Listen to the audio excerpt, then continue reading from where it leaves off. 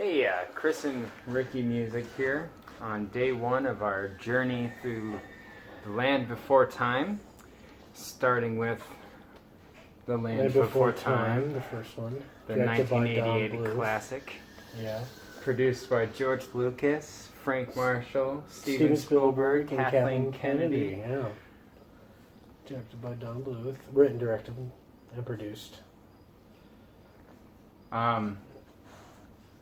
We must have watched that a lot when we were kids because I remembered it very distinctly once it started. Starting with the tree flower or the tree star thing. Yeah. It all started coming back to me. What I don't remember from when I was a kid is how slow and boring it was. It was kind of slow.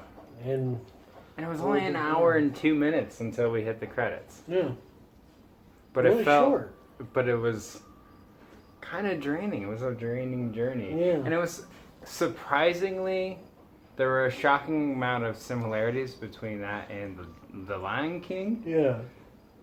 Like almost to the point where I'm questioning where they got their ideas for the Lion King. Yeah, his mom and Littlefoot have a conversation very similar to the... They talk about the circle of life. Yeah.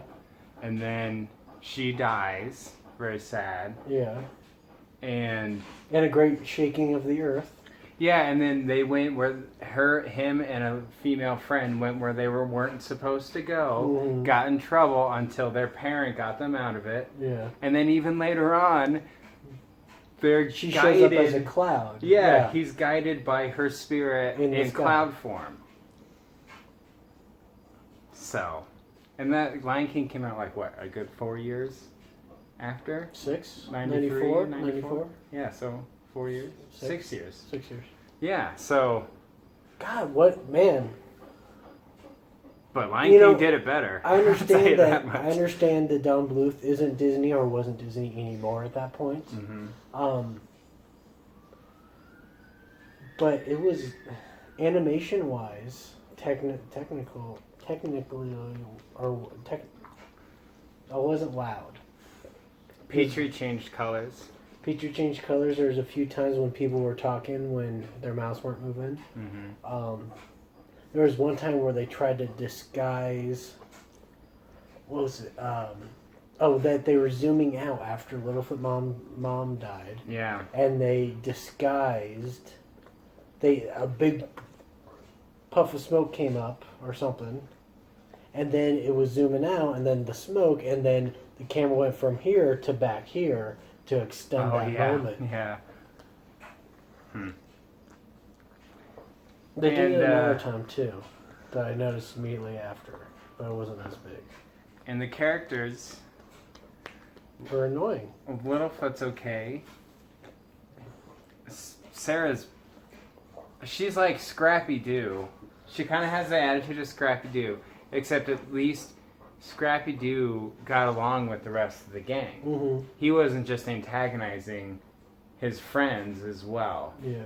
Like she was. And I guess she came to the rescue at the end, but if she was there the entire time and wasn't being stubborn, then it wouldn't have been an issue. Yeah. And there's an argument to be made that Littlefoot and Sarah both got Littlefoot's mother killed. But it's not their fault. It's no one's fault. Wow, whatever. Said the dinosaur that's also the narrator who had to be there because otherwise the movie would make no sense. And I was looking forward to Ducky until Ducky showed up. Ducky was annoying. Yep. So, one of 13 to go. Yep. So, hope maybe they'll grow on us. Yeah. And maybe the second one, it's like Aliens. Mm-hmm. Like, that's really got it. Yeah, right, someone took it another, there's 14 movies.